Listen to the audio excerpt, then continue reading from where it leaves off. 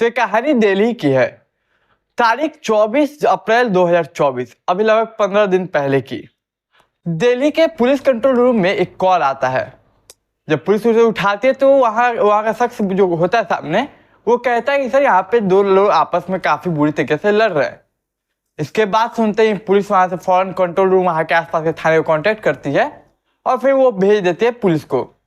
लेकिन ट्रैफिक काफी होता है जिसकी वजह से पुलिस को वहां पहुंचने में 20 मिनट का समय लग जाता है। अब पुलिस वहां पे पहुंचती है और सामने जो नजारा देखती है वो इंसानियत को कह सकते हैं शर्मसार करने वाला है। अब वो इसलिए क्योंकि सामने देखते हैं कि एक शख्स पड़ा हुआ है खून से लथपथ, उसे चाकू मारा गया है और सामने जो पब्लिक है वो उसे भीड़ में घेरी हुई है, लेकिन कोई व्यक्ति उसकी मदद नहीं कर रहा है। कोई हॉस्पिटल नहीं ले जा रहा पकड़ कर, ना ही कोई किसी ने उस जख्म जहाँ पे लगा है, ना ही किसी ने कपड़ा बांधा। उन्हीं में से बस एक ने हिम्मत करके कॉल किया पुलिस को। इसके बाद पुलिस उसे को देखती है, उसके जाके नस को चेक करती है तो व्यक्ति जिंदा होता है। इसके बाद फौरन इसको हॉस्पिटल के लिए पुलिस अपनी गाड़ी में ले जाती है। अब पुलिस गाड़ी में उसे ले जाती है, हॉस्पिटल पहुंचता है तक। अब डॉक्टर उसे चेक करते हैं इलाज करने के लिए, तो डॉक्टर बोलते हैं सॉरी, ये ऑलरेडी मर चुका है। मतलब शायद जब से ये खून बह रहा होगा, जब से इसके साथ ये हुआ और पुलिस को जो 20 मिनट में आने का समय लगा और फिर ले जाने का हॉस्पिटल, उतना में वो शख्स मर चुका था। और शायद अगर वहां की पब्लिक अगर उसे पहले बचा लेती, पहले ले जाती, तो ये शख्स बच सकता था। अब एक अनजान शख्स की लाश पुलिस के हाथ में, एक हत्यारा कौन है कि नहीं पता, यहाँ तक जो मरा वो कौन है नहीं पता। यहाँ तक कि उसके फोन भी उसका जेब में नहीं था, कोई आइडेंटिटी प्रूफ नहीं थी। तब सबसे पहले पुलिस उसी जगह पहुंचती है जहाँ पे वहां उसकी लाश वो शख्स तड़प रहा था और वो कर्तव्य पथ था। कर्तव्य पथ पहुंचती है पुलिस, फिर पूछताछ शुरू करती क्या एग्जैक्टली यहाँ पे हुआ क्या। तो वहाँ के लोग बताते कि एक शख्स कुछ समय पहले आया, अचानक से कुछ इन लोगों के बीच झगड़ा हुआ। उसके बाद वो लोग मतलब वो सामने वाला शख्स चाकू निकालकर उस पर ताबड़तोड़ हमले करने लगा। अब हमले के दौरान वो फिर वहां से भाग गया इस डायरेक्शन में।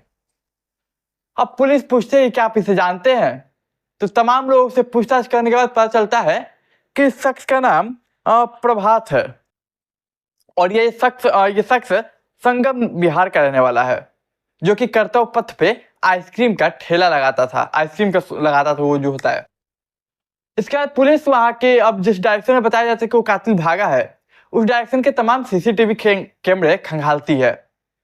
सीसीटीवी कैमरा खंगालते खंगालते पुलिस को वो शख्स तो दिखता है कि एक शख्स है जो भाग रहा है, लेकिन उसकी तस्वीर जो होती है वो पूरी ब्लर होती है और एक समय आने के बाद वो सीसीटीवी से गायब हो जाता है। हो सकता है कोई टैक्सी, कोई ऑटो, कोई अपनी गाड़ी से आया हो, उसी से भाग गया हो, इसलिए वो गायब हो जाता है, लेकिन जो तस्वीर होती है वो ब्लर होती है। अब पुलिस को बताया गया पता संगम बिहार के, और वहां पे जाती है संगम बिहार में, जो कि वहां की पब्लिक ने बताया, वहां के लोगों ने बताया कि इसका नाम प्रभात है। अब जब पुलिस वहां पे जाती है तो पता चलता है कि ये संगम बिहार में रहता था प्रभात, लेकिन ये यहाँ पे एक किराए के मकान में रहता था, इसका अपना घर नहीं था। यहाँ पे ये अकेले रहता था और एक आइसक्रीम का था वो लगाता था वहां पे जाकर, और ये अपनी जिंदगी काटता था। फिर थोड़ा बहुत पता करती है पुलिस, तो पता चलता है कि ये यूपी का इटावा का रहने वाला है। अब इधर वो जो बॉडी थी उसको पोस्टमार्टम के लिए भेजा गया था, पोस्टमार्टम हो चुका था। अब परिवार को कांटेक्ट किया जाता है ताकि बॉडी को उनके हवाले किया जाए, प्लस इसके बारे में और जानकारी निकाली जाए। तो परिवार से कांटेक्ट किया जाता है, उनसे पूछताछ की जाती है कि ये जो प्रभात है आपका बेटा, इसके बारे में बताइए, दिल्ली में किससे उसकी दोस्ती है, किससे उसकी दुश्मनी है, तमाम चीजें।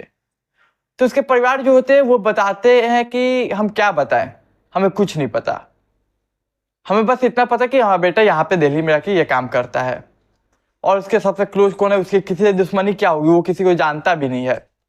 वो ज्यादा समय पहले यहाँ दिल्ली नहीं आया, कुछ सालों पहले ही आया है।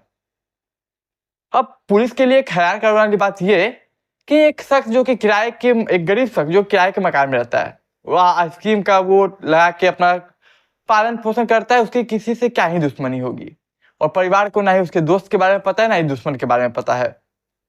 फिर बॉडी को उसके दे दिया जाता है पेरेंट्स को। इसी बीच कहते हैं पुलिस के काम के थोड़ा सा कुछ भी आप ऐसा बताइए, शायद आपसे बात है बातें बताता होगा, तो जितनी बातें उसने बताई थोड़ा सा याद करके बताइए कि कहीं किसी को जानता हो जिससे हम कुछ सहायता मिले, उसे कांटेक्ट करें, उससे इसके बारे में जाने। तो काफी मशक्कत और काफी दिमाग पे जोर डालने के बाद उसके पेरेंट्स, उसकी माँ एक नाम लेती है लड़की की, एक लड़की की नाम, जिसकी उम्र केवल 16 साल होती है। तो ये लड़की की उम्र 16 साल माइनर है, तो इसलिए मैं उस लड़की का नाम नहीं लूंगा।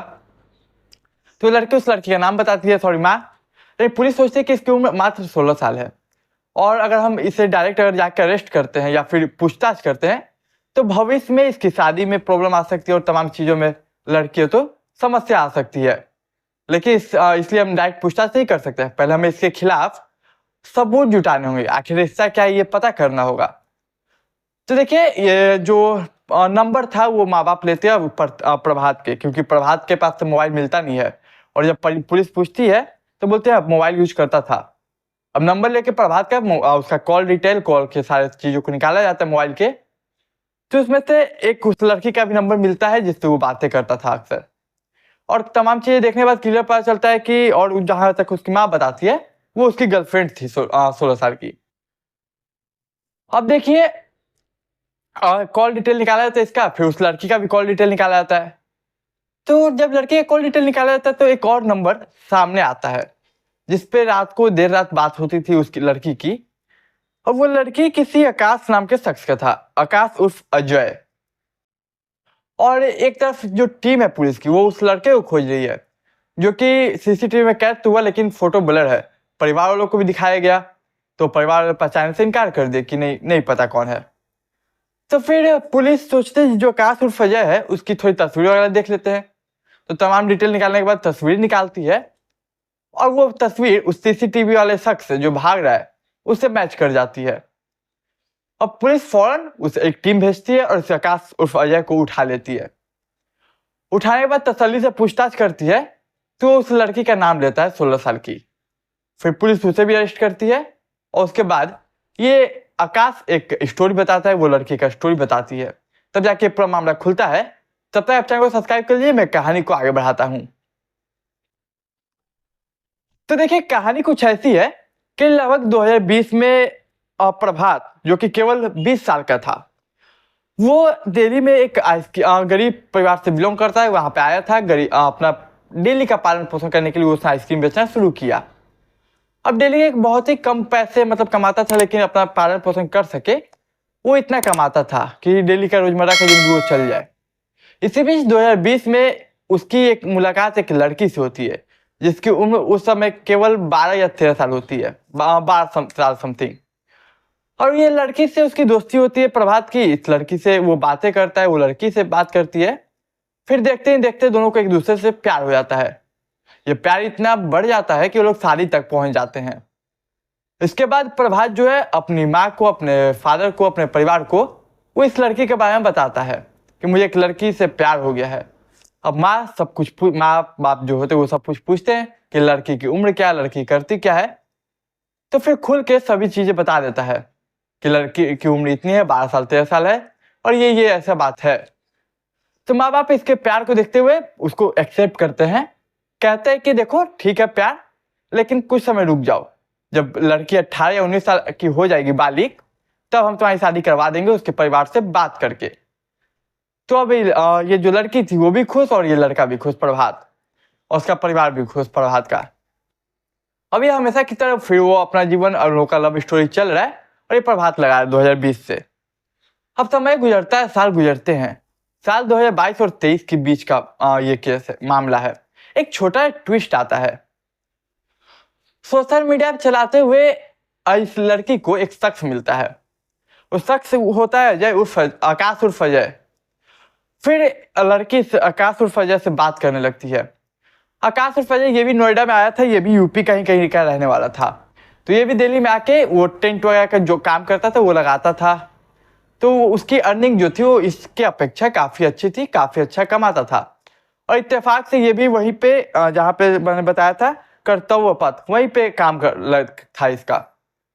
तो अब लड़की की इससे बात होने लगी, फिर दोस्ती हुई।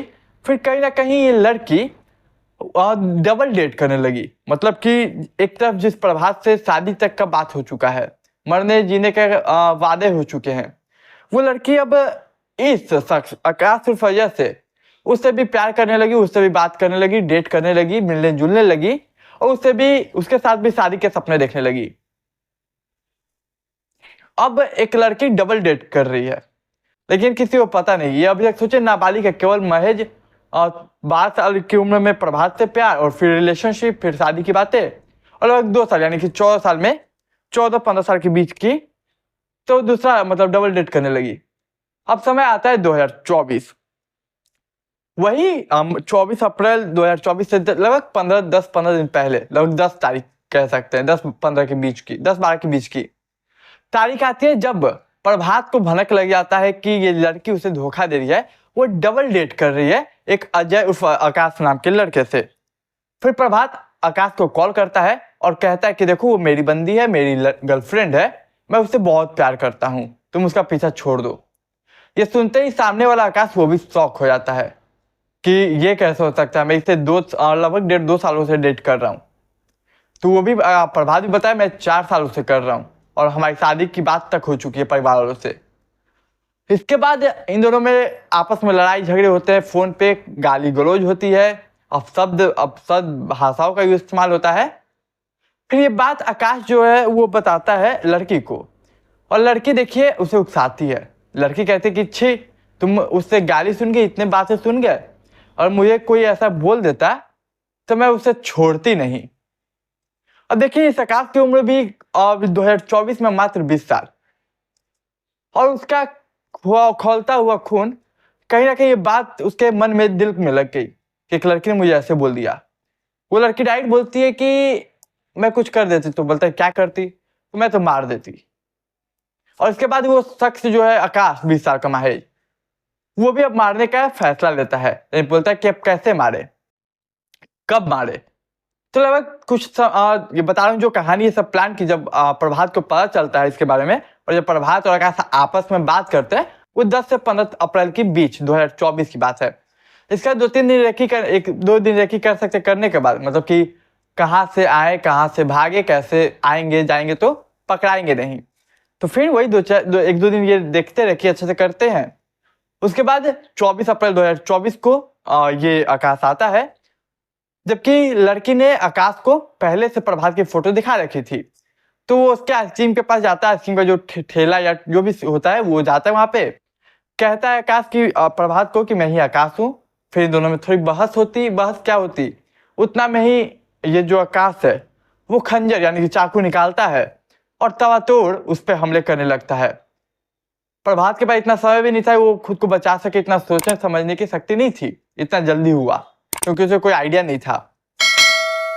तो देखिए कैसे ये थी लव ट्रायंगल की कहानी। एक लड़की डबल डेट करी थी जिसकी उम्र अभी महज 16 साल है।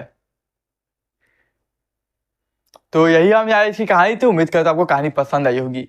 पसंद आई तो चैनल को सब्सक्राइब, वीडियो को लाइक, दोस्त रिश्तेदार के साथ शेयर कीजिए। मैं मिलूंगा एक नई कहानी में, तब तक के लिए मुझे दीजिए इजाजत।